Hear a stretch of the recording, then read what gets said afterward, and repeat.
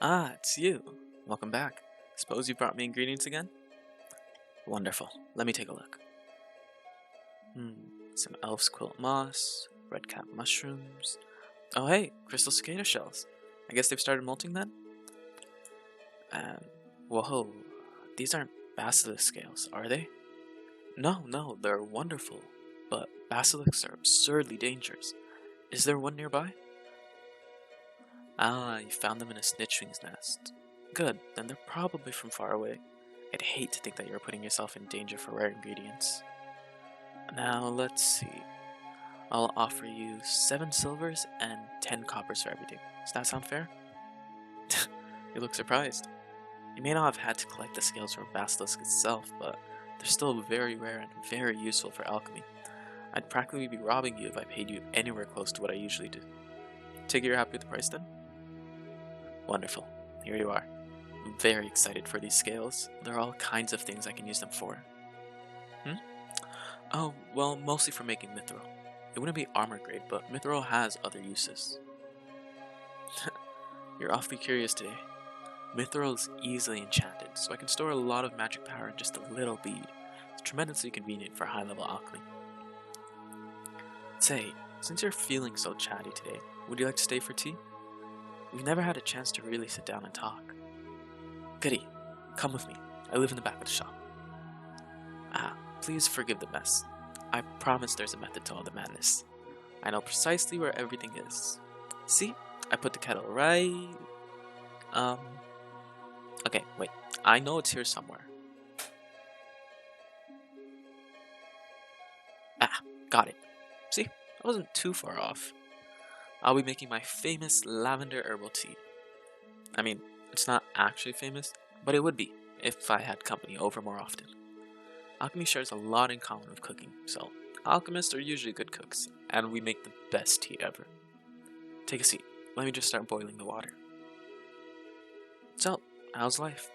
I understand that you do some other jobs around the village, not just collecting alchemy ingredients. How's that going? Yeah, I can understand that. It's nicer to have stability.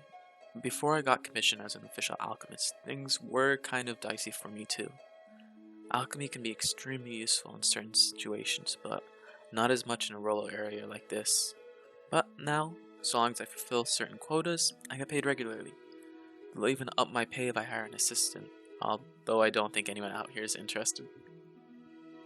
Oh, so you're curious, eh? Well, I haven't been able to talk to anybody about it, so please, ask away.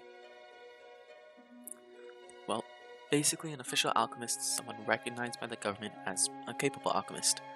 Every month or so, I get sent a list of potions and items that local officials need. If the ingredients needed are rare, they usually provide them for me. I just whip them up and send them out. What kinds of things do they ask for? Well, most of the time it's things for medical purposes. Healing potions, silk wire for sutures, antidotes for magical ailments, that sort of thing. That's important work, of course, but not the most exciting to produce. Things I really like making are rare items, the kind used as regents for magic spells and things like that. I don't usually get asked to make those, but I do it on my own time. Still get to sell other stuff I make, so keep those in the back just in case some mage passes through.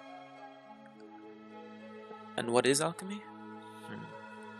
Where to start? Well, I guess the best place to start is the beginning. Alchemy doesn't have the most noble of origins. It started with a power-hungry king ordering his wizards to find a way to turn other metals into gold.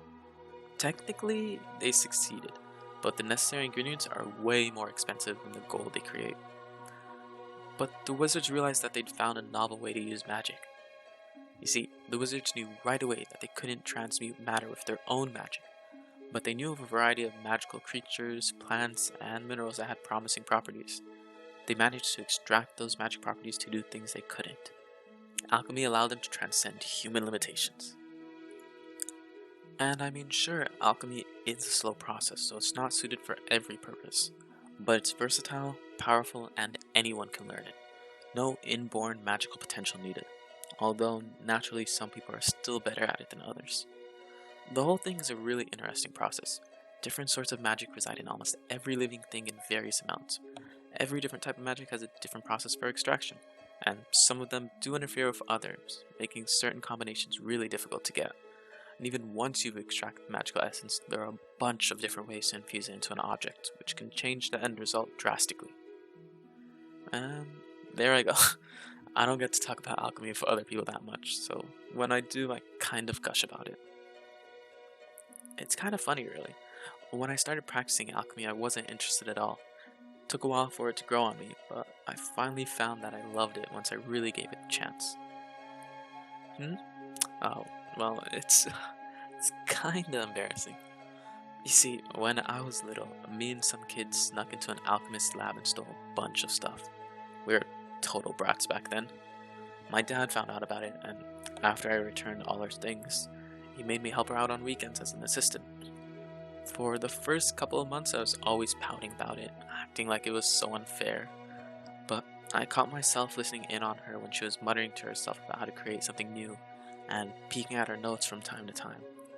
She noticed I was getting interested, so I graduated from sweeping floors to helping to prepare ingredients. Before I knew it, years had passed and she told me I was ready to start my own lab.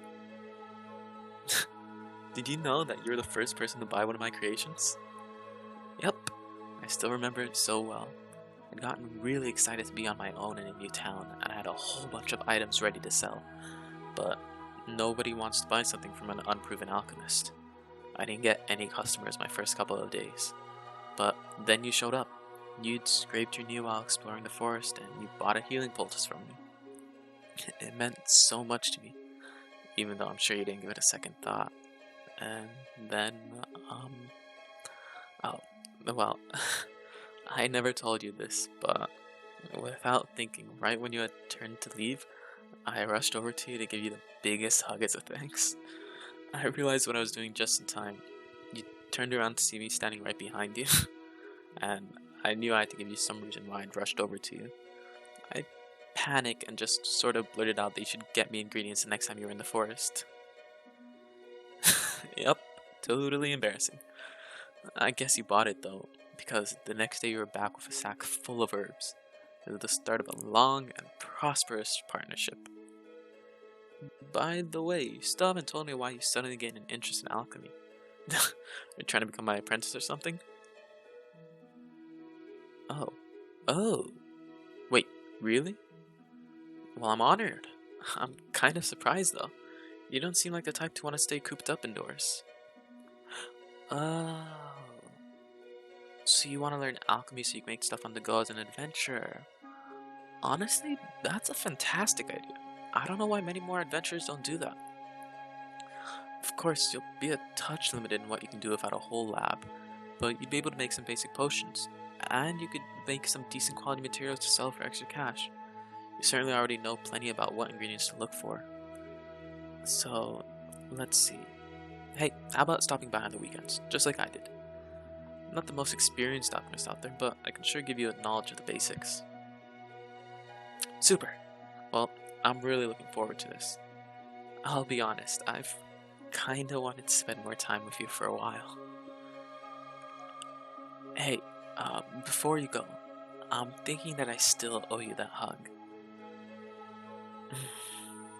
Thanks so much for everything.